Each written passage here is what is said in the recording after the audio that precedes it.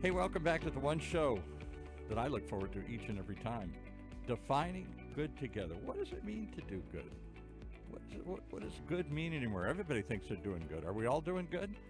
Let's try and unpack the ideas of leadership, loyalty, and doing the right thing with the man. He's the only one I know that already knows how to do all this stuff here. William Deed. How's it going? Okay.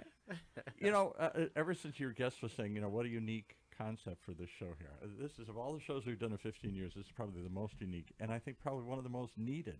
Because we all say, I'm doing good, everything's good, I got a good company, good culture, good profit. What does that mean? Is it just money? Does it mean you're changing people's lives, or you're helping your customers or your community? And what do you do when one conflicts with the other, when it's not easy to do good? We're going to find out with a man who knows how to do that with a good organization, the YMCA. Absolutely. So bring in your guest here. All right. Thank you so much. I'm excited about getting this started. I wanted to meet Brent because I follow people on LinkedIn because I post on LinkedIn a lot. And so when I saw his profile, I saw these great pictures, people smiling and happy. And it's important to me when you meet someone that's a great guy and the employees love him and thinks that he's doing a wonderful job as well. And I reading your profile, I know you have up to, and I'm going to let you introduce yourself, but I saw that you have about 40 years. Is that right? Or 30 years with the YMCA, right? Yeah, almost 40. Gosh. Feels like yesterday, though. And that's just started. That's so, man, today, people don't stay with companies that long. So, man, that's a applaud to you for They won't let me leave. I can't get out. Okay. So introduce yourself. Who are you? Well, hey, again, I'm Brent Finlay, the president and the CEO of the Anaheim YMCA. Incredibly proud and honored to be in this role that I am. And I knew I wanted to move into the Y career really early on, probably the sophomore year in college. I met some of the local Y staff through an internship at the Y, doing some field work credit. And I just started drinking all the Kool-Aid. I was refilling the cooler with Kool-Aid. And it was from that point on that I knew that I really wanted to learn the career steps, the pathway, the opportunities to, make a community going from good to great. I never want to stop on good. I want to see things great. Absolutely. When I think of, thriving, I think of greatness, and you can't always get there, but sometimes you might land on, on really, really good. And so that's okay too.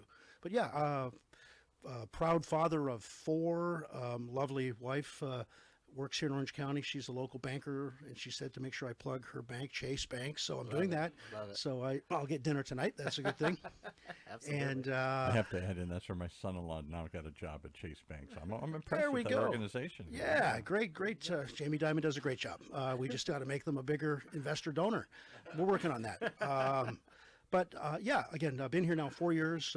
Really proud. I came from the Los Angeles YMCA Association, a large Y, one of our top 10 sized Y associations in the country.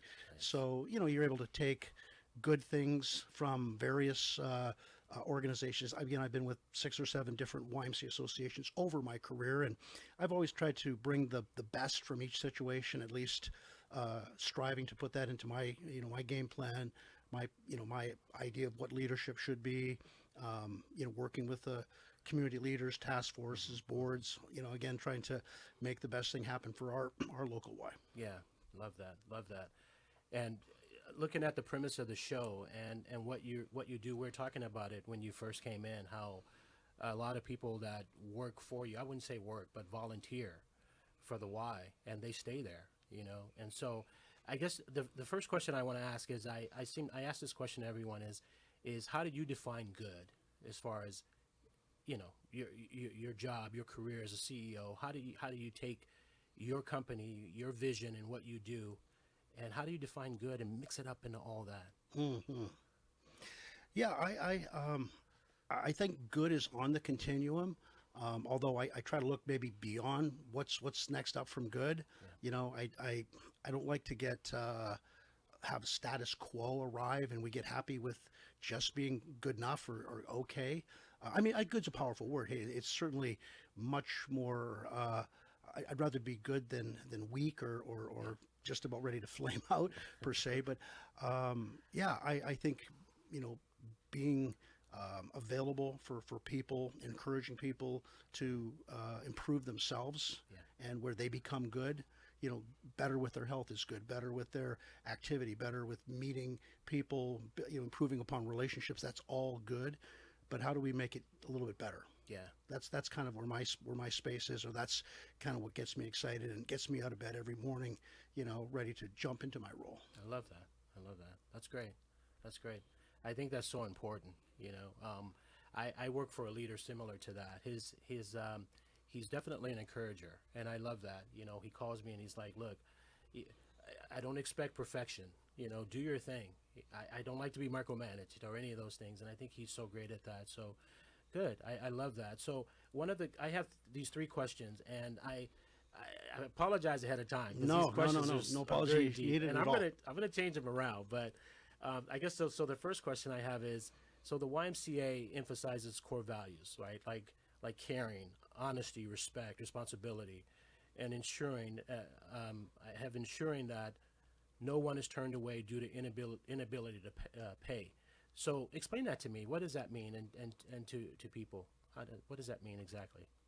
Yeah, I think our organization is founded on those values, and I think we maybe 25 years ago the Y nationally lifted up our character development program, thwarting those 4 core values. So it's kind of like the 4-way Rotary test. So our test is are we approaching core values of honesty. Everything we do, we're honest with ourselves, we're honest with our members, we're honest with people. Hey, this is all we can do. This is the farthest that we can go.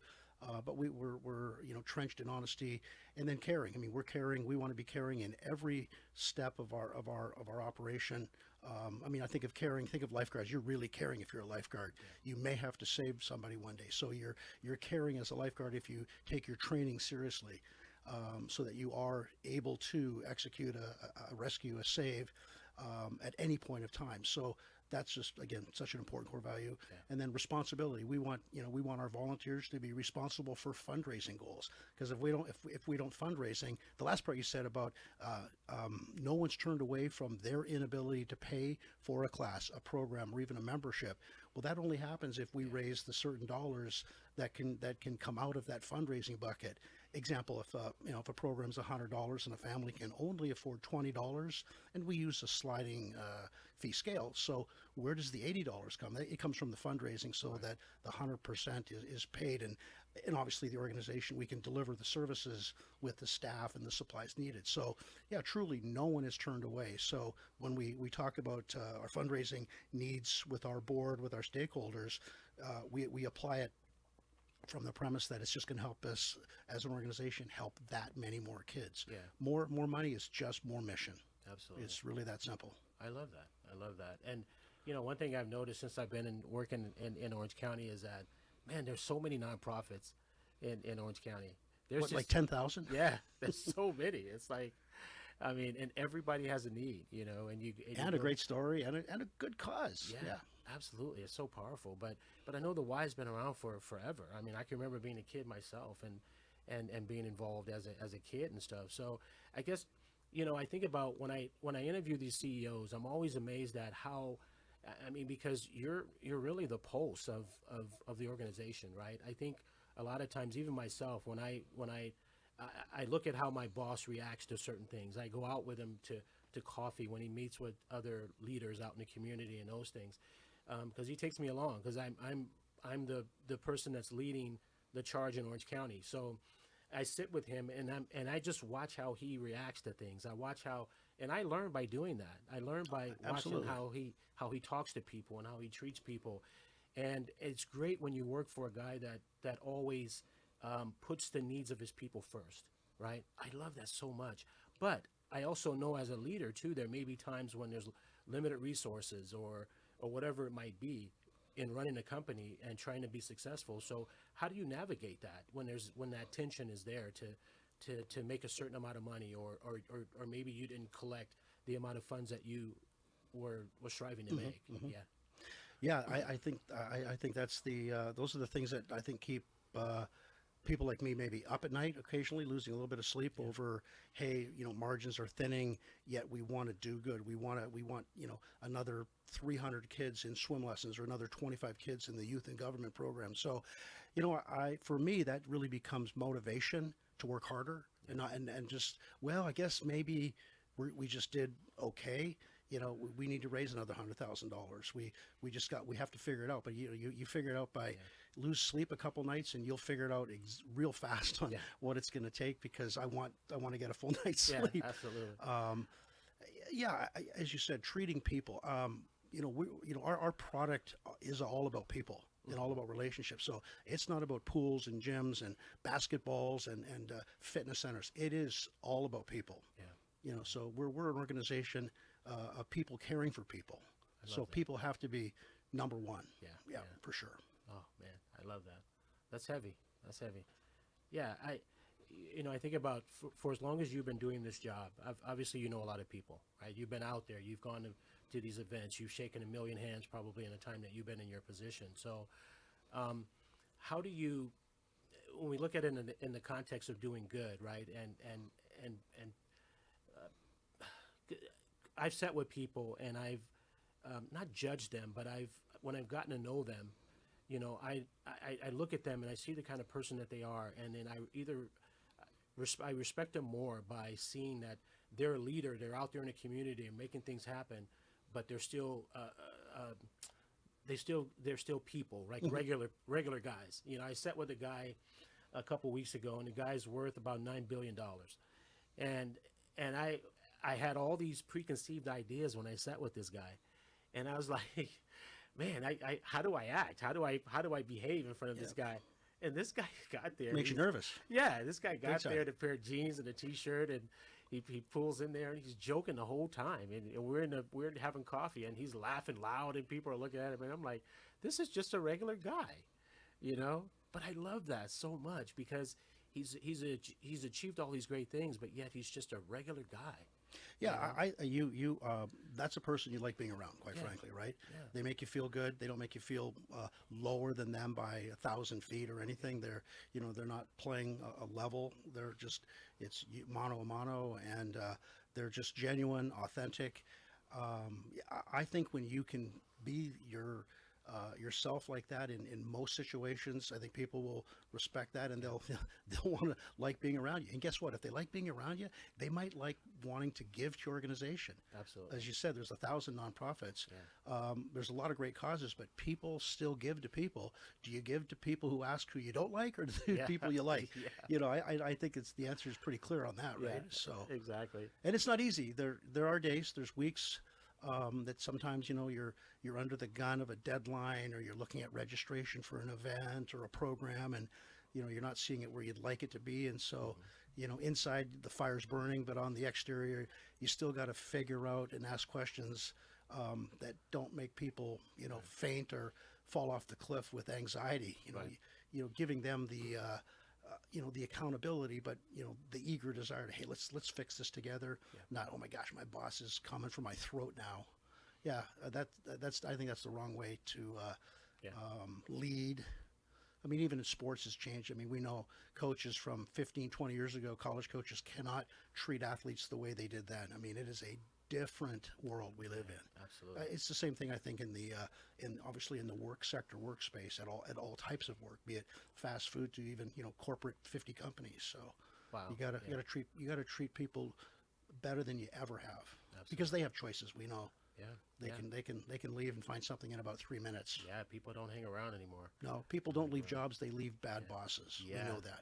Yeah. I worked for a company for almost 20 years, and after 20 years, I wasn't burnt out because the job, I love what I was doing.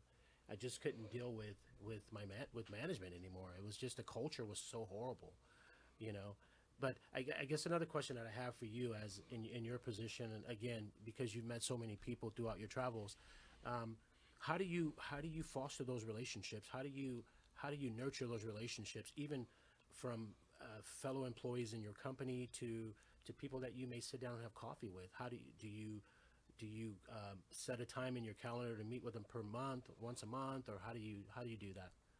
Yeah, I look at a couple things. Obviously I have I have 4 direct reports, a leadership team of 21, and a staff team of 250, mostly part-time on the total 250 number. And then I've got, I think I would say 60 key volunteers that aren't board members, and they're donors and stakeholders. So I try to make an intentional, I keep a list, and it's once, I'm hoping I make contact at least every couple months with that stakeholder some way, shape or form. You can't have, there's only 5 days in the week, so that's 5 people if you're having coffee. But I try to, just about every day of the week, I either have a breakfast coffee or a lunch with a stakeholder or a board member, or I'm sending board members nice little birthday wishes on their birthday. We bring our staff team, and we all say happy birthday, Billy, and a little 4-second video. It's one little touch, but it's incredibly effective. It's hard with an organization our size with as many people, but I try not to do everything, but I try to be intentional with, I think, the people that do the most for the organization, if that's the best way to put that, the ones that really do the heavy lifting, or where the horsepower is. Because I believe if I didn't do that, they wouldn't stay around supporting the Y. Others would find a way, into their end zone, and we'd lose them as a donor investor, and some other organization I won't name might snap them up on us. Yeah. Okay, awesome. That's great. I got a question for you here. The Y's been around forever. 1844. That long. Oh, wow. Has their Y of the Y changed? Has their WHY changed? Why they're in business and what they do? Because it seems like the services have certainly changed. Every year we get older, so I don't know where the Y means young, right? We're Well, I don't mean just whys, but I mean, like, why do you do this? What's the why? You always say you have to find your why. Right, sure. It seems like Seneca. the why of the why. I was trying to be funny here. The why of the why they do it has changed through the years. Over the centuries. I think everything changes, but I would say the powerful transformational benefit that the YMCA provides, I think it brings out the best in people, be it volunteers, be it staff, that want to do good for their community. They want to zap the gaps of where there's no services, or there's maybe limited services. Quick example: there's been a Thanksgiving morning meal cooked for upward as many as 6,000 people, called We Give Thanks. And it was held every Thanksgiving morning at the Honda Center for 36 years or so. And last year it wasn't held due to the major funder backed off. And so the event could not go forward. This year, the YMCA has picked it up, and kind of this is our why we want to bring benefit and be of value to the community. So we've been hustling with some great new donors, and we're going to be putting on the YMCA Gives Thanks on Thanksgiving morning, so we're bringing it back. So I think when you ask that question, what's our why?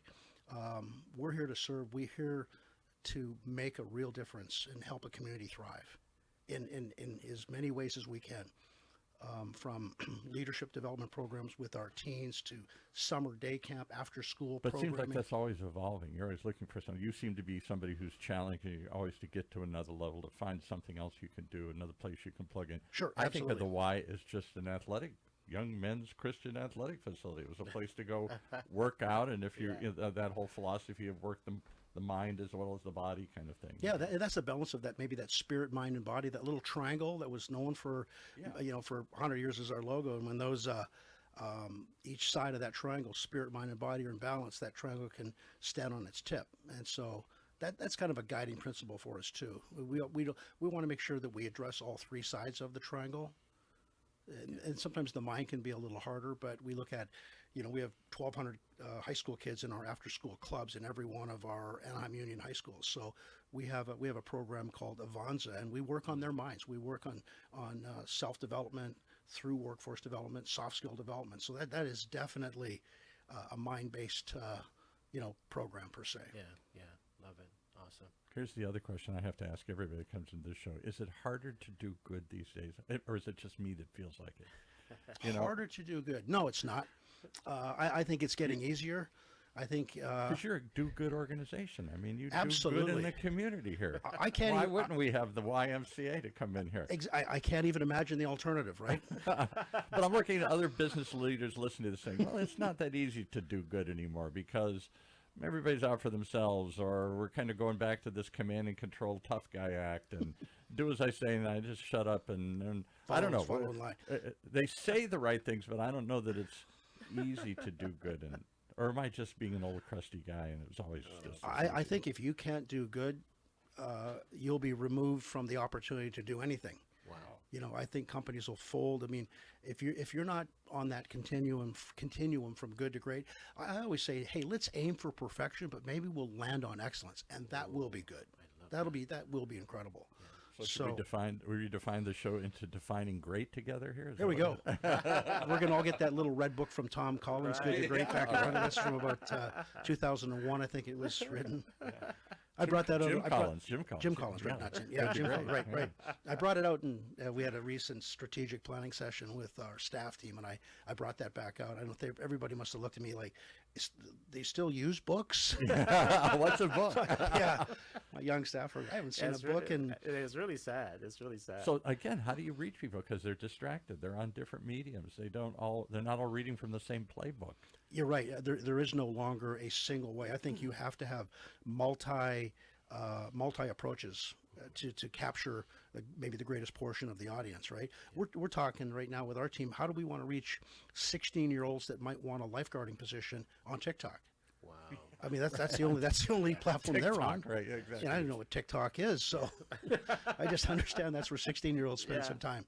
I'm just learning myself about Yeah. it. Believe We me. started putting clips of shows on TikTok about There a you year go. ago, and I fought it. And I said, "Oh, come on, this is just a silly platform."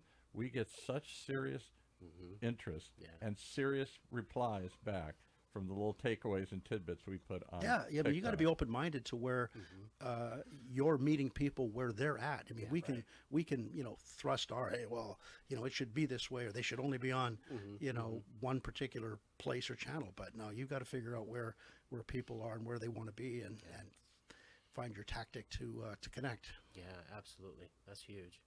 That's huge. So I have a closing question for you. There's a lot of, like, even in the college that I work for, right? We're a business school. So my whole Let's give a plug to the college. We forgot to plug it earlier here. Oak Valley College, Oak Valley College. Okay. business college, 2 years, 8 months, bachelor's degree, fully accredited. We're a Christian nonprofit business college where you graduate and get a debt-free degree. That alone is a great story. Right? Yeah, right. Debt free. So my closing question for you is, like I said, I get a chance to meet with a lot of these young business people that are coming up because we're a business school.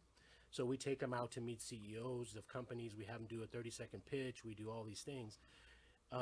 What would you tell a young person that's coming up that would like to be a CEO someday? Like, what would be their course as far as, and how, in a sense, like, when we put it in the context of doing good, like, how do they become the kind of person that would love other people and yet be successful at running a business? Or be How do they not fall into the trap? It's easy. Everybody sets out to do lofty things, great things, good things, successful things, and somewhere along the way, it seems like many of us lose some of that, fall out along the way here. I would say Compromise, yeah. give in, whatever. advice I would give a young person that has that aspiration is surround yourself with Titan-like mentors. I would jump off a cliff for a young person that wanted 20 minutes of my time once a month. I would just be so honored to help and be them showing that interest in what information or what strategies, ideas, or history I could purvey and help them with. It happened maybe once I can think of in the last 6 months. One of our staff members we had that same conversation. Wow. I mean, I crossed stuff off my calendar to have that conversation. So don't be afraid of asking people you don't even know. People are, I think there's a real core group of CEOs that would be happy to help mentor young people. You say that so casually, though, and I believe you, but I wonder how many leaders would really walk that walk. Not enough. Yeah, Not I'm enough. busy. I'd love to do it, but hey, do you see my calendar? You see my commitments? Well, you know, whatever? I would ask the question, Mr. CEO or Mrs. CEO, who gave you your start? How did you launch into where I mean, you need mentors all the way along your career, not just from day one. You know, I still have 4 or 5 people in our industry, some even younger than me, that I consider incredible mentors, and I roll stuff off them all the time. Like how to use TikTok. Yeah, I got some staff in our marketing team that are helping me with that. I think they've given up on me on that one. So I just have even helping me turn my computer on in But the that's morning. the difference between Task. doing good and thinking you're doing good. So many people. There's a perfect example. So somebody mentored me along the way, and I'm committed. If I get to that place, I'm going to give back. I'm going to do it. But I don't. I'll do it later. I'll do it when I retire. I'll do it someday. Yeah. But not today. Yeah, and today's the day. Today you start. Make today your first day. It's like working out. You know, I'm gonna start tomorrow. And then it's like Exactly. next week, next month. You know what? New Year's resolutions are coming. I'm gonna do it then. No. Start today. Absolutely. Whatever it is you want to do, need to do, should do, start today. I love that. Powerful. I agree. Yeah. Yeah, that's awesome. And I struggle to do that many times, like working out. You look like you're not shy about working out here. I am a little shy I'm just trying to keep up with my wife. When I don't put my clothes away, I get in trouble. She scares me. I saw him in the lobby downstairs, and I was like, "This guy works out." He was doing push-ups, like getting ready for the show. That's I the got in first 4 that's sets ever of happened. 25. Yeah. Well, you know, there's that part of our triangle: healthy mind, healthy body. So I figure if I don't stay active, then how can I put that out there as a peril for our organization, right? Yeah, absolutely. I think it's important. Yeah, that's powerful. That's powerful. Do you guys? Here's a question I've never asked. Do you guys get feedback? Because we had somebody in from Williams at a school. What's your role at the school there? Campus director. Campus director. Okay. So we had somebody who was a professor in a couple of years ago, and he said it's never. He taught for a long time. He says it's never been tougher to teach. I said why? Because they just stare at you, like you're a screen. They don't engage with you. He said we used to try and get them going. We'd say something to try and stimulate it, or have them argue with us, or Yeah. nod their head that they're listening. Or he said they just stare at me like I'm Stare a screen. back. Someone's going to break the ice. So yeah, how do you again? Is it getting harder to engage? People don't talk as much. They don't because they're all separated, or they're working remotely, or they're working online. Or You whatever. mean in a school context? Or? Yeah, or a business context. Is it harder to get people to engage with you?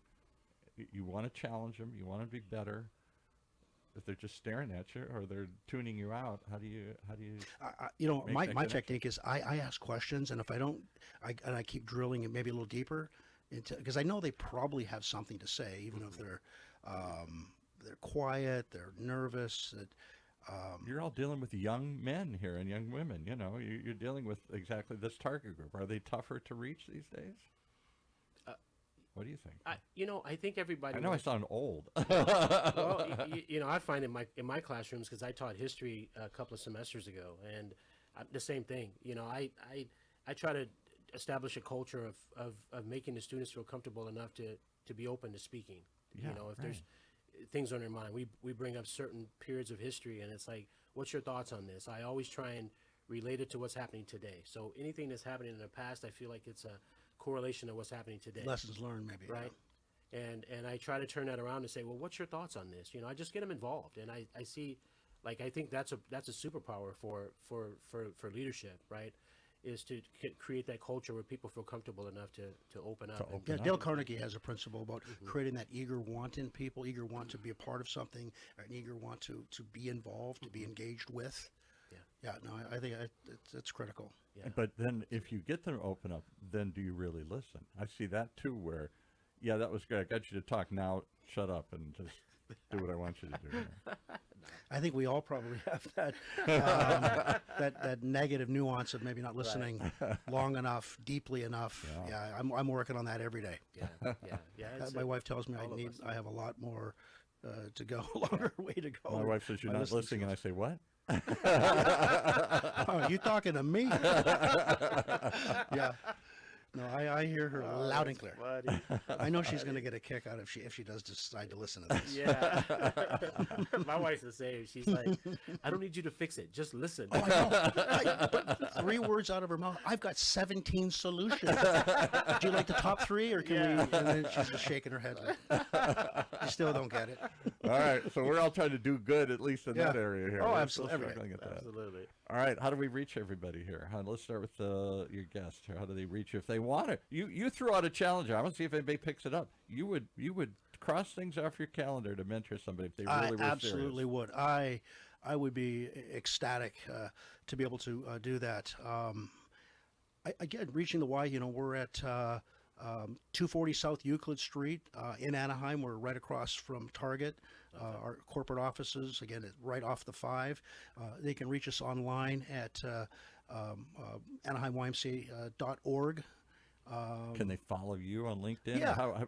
Yeah, you that's can the thing with you sure. guys at the level you get to. Nobody thinks they can reach you. Oh no! I mean, I respond with it like I responded to William within about He said he did. 14 Wow. minutes and 12 seconds. I think was I timed myself. He did. I was really surprised. I was very honored, and I thought of how wonderful that opportunity would be. Yeah, LinkedIn. I'm on Twitter, on Facebook. Not on TikTok though yet. I'm not on TikTok. but that's coming. He will be. That's coming. I can see it. I can see it.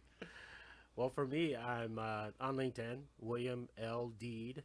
Under LinkedIn, I post every day, so you'll see my post. And then my phone number, if you're interested in Oak Valley College or anything, mentorship or, whatever I can Being on the show. point you to, being on the show even, yeah. 562-965-5155.